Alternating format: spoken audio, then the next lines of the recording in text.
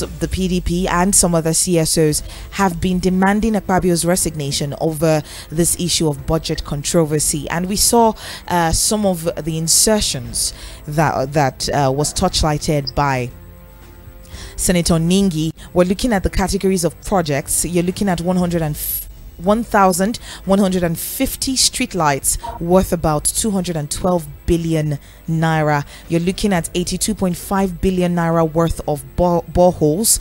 You're looking at 170 ICT projects with the value of 30 billion naira. You're looking at 7.61 billion for empowerment of traditional rulers. 7.61 billion naira for empowerment of traditional rulers. Rufai, a lot of people have been raising questions as to the authenticity, or what English would I use to qualify this now? You're looking at streetlights costing 184 million naira each. Guess it. You are now seeing the level of corruption that went on. Like I said, see, this is not only about Akpabio. So the calls for Akpabio in some quarters, I think it should be the call for a general sweeping move over the Senate in the first place. But it also calls on all of us as a people. You know, when you have people give you money during elections, where do you think they're going to recoup the money from? That's the problem. Where do you think they're going to recoup the money from? And that's what our lawmakers keep using. When you keep going to them for aid every time, where do you think they're going to recoup the money from? It's not a justification for them to do this way and pad budgets, but that's the kind of political system we've built. So the people and the leaders too also have a role to play. And that's why the people too must be ready to say enough of all of this until we get our way. That's just it. So the people have a role to play. Also, then the leaders. I mean, you can see that's why Nigeria doesn't develop. You know, you can see why all of these things are very problematic in our country, because we don't move anywhere further. We don't get anything done because of this level of party. Most of those monies now, you will see that those projects can't be accounted for. When the ICPC did a research as regards the state of constituency projects, why did Nigerians go up in arms? So there are many questions left unanswered that we need to go ahead. So it's not only about Akpabio alone, it's about all of them. What about those that got 500 million extra constituency project? What did they do? What are they doing with the money? Simple. All right. In all of this, we begin to wonder what exactly is the role of the National Assembly as backed by the Constitution in certain capital projects in the annual budget. Is there a role of the National Assembly? Do they have that authority to insert projects into the budget? I think the whole constituency project thing is one of the biggest scams in the world. As long as they have oversight over it, it's a big scam. But it's also a scam because the truth has to be said. When you look at it deeply, the executive too.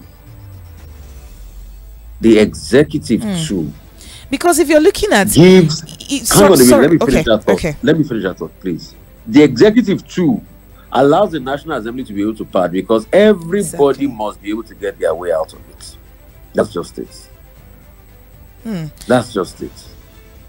So everybody wants to get their cut out of it. That's the problem, yeah, as you're saying.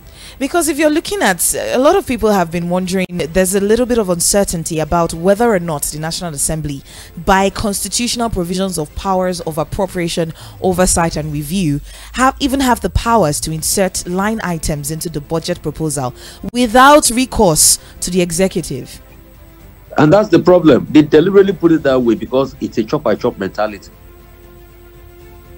It's a chop mentality. So it's a chop mentality.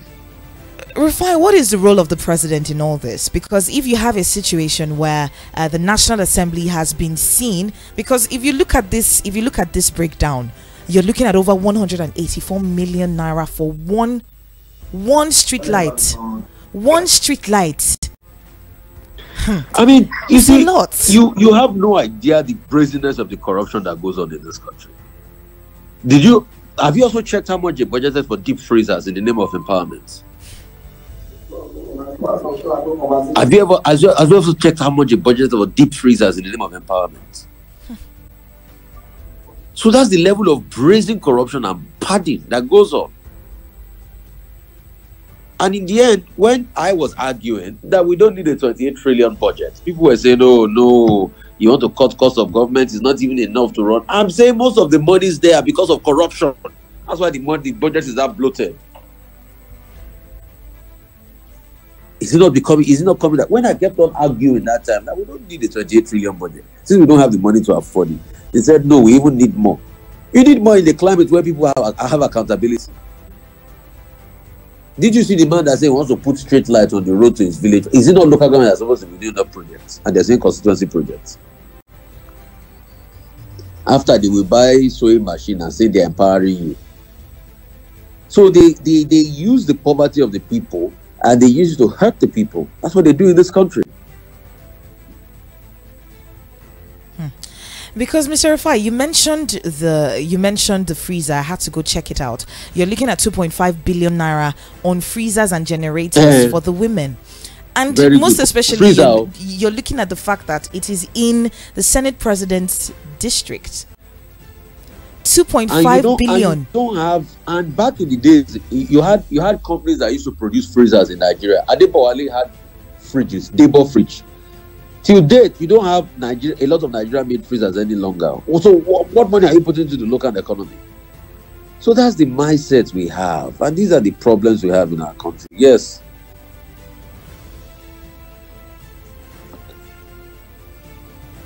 So that's the problem we have.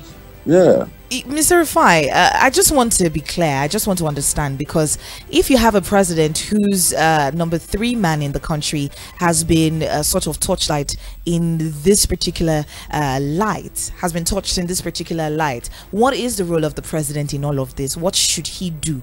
Because this budget is obviously padded. Don't also forget the president can't do. The president can't do anything because they are co-equal arms of government. The best he can do is to investigate the budget again. But when you see the body language I hear from the press, I can feel, is the fact that they want this matter to quickly die down so that they can move on to other things. They're not ready to investigate or scrutinize all of this thing. You think they're not understand that today they're not in bad budgets. Let's stop deceiving ourselves. Is this going to be one of those situations where Nigerians rant and then they just look at us and quote unquote yimu and turn their faces away and wait for everything to die down? My dear Gessi, you are very, very spot on. That's what it's going to be. By the end of today is Friday, by Monday next week, this story of the budget party will have been out of the news cycle. Probably, Ningi is saying they want to arrest now. Probably by the middle of next week or thereabout, they will have tried to go and settle with Ningi. Once they settle with Ningi, they will move on. It's all moved on. It's in your face now. That's the way we run government in this country. They don't regard people. That's just the problem. They don't regard you that much. Forget all of that. So what should we even be expecting from the National Assembly if at this point we're seeing the body language of the National Assembly? I mean, we saw the way Ningi was almost shut down. I mean, a lot of people My reaction to that is that's why elections matter. That's why you should be careful and critical about people you put in governance positions. Because it cannot go on this way. That's why election matters. I'll have to take a pause now, just to let you know. But I'll have to take a pause now. But that's why elections matter. And that's why the democratic process has to be scrutinized properly. All right. Thank you so much, Rufai, for your conversation this morning. No other problem. Thank you so much. Bless you. Thanks, All right. Have a good day. All right, we've been talking about this particular situation, this issue of freezers, right? It was in the news last year, this December, about Uju Ohaneye, the Minister of Women Affairs, who earmarked, this was in 2023, she had earmarked 2.5 billion naira out of her ministry's 10 billion naira budget for Akpabio, the Senate President's constituency, and this is coming more amidst calls for the resignation of Senator Akpabio. A lot of people have been asking that should a leader who has been fingered in one issue of misappropriation or the other be chosen to lead the National Assembly, if such a person has been put as the leader of the National Assembly, are we going to see are we going to see a transparent run of government activities? Are we going to see, a very, very transparent run of the National Assembly? But some other people have argued that sometimes when you put some certain individuals in power, you're giving them the responsibility because they are smart enough. It's like, for example, I'm not saying that he's a criminal. I'm not saying that. I'm just saying that in this analogy, when you put a criminal in charge of something, you give a criminal responsibility. They're the ones who have the ability to find loopholes and ways to plug in whatever issues or whatever misappropriations might be going on. These are some arguments that some Nigerians have brought up on the table as well. So you, as a Nigerian, you have your thoughts, you have your voice. Go ahead and give us a call on this platform this morning. Are the calls for the resignation of Senator Godswill Akpabio in light of this particular revelation? You're looking at 184 million naira to a street light. Approximately what we see for a street light, one street light, you're looking at about maybe 5 million naira with the current exchange rate. 5 million naira, say 6 million naira for a street light. Bad as see bad, quote unquote. This is what some technicians have been talking about, right? 5 million, 6 million to a street light. So how exactly did the National Assembly come up with 184 million naira to a street light? 1,150 streetlights worth 212 billion naira. These are taxpayers' monies. These are monies that Nigerians should be seeing in different aspects. We're talking health, we're talking economy, we're talking the livelihood of Nigerians. Well-meaning Nigerians cannot even afford to eat. Now we're seeing 184 million naira earmarked for one street light. Is the street light coming from heaven? Is it going to fly over human beings' heads? These are some of the questions that Nigerians are asking at this point. So you have the opportunity to call 0700 010 961 961, 0700 010 961 961. Leave us a comment on our YouTube. It is at Voice of the People Abuja. Voice of the People Abuja. We'll take a break and pay bills. When we come back, we'll be joined by Larry Oguego. Do keep it locked right here. Voice of the People, 96.1 FM. Are you traveling to Lagos and desire a perfect getaway? Look no further than the luxury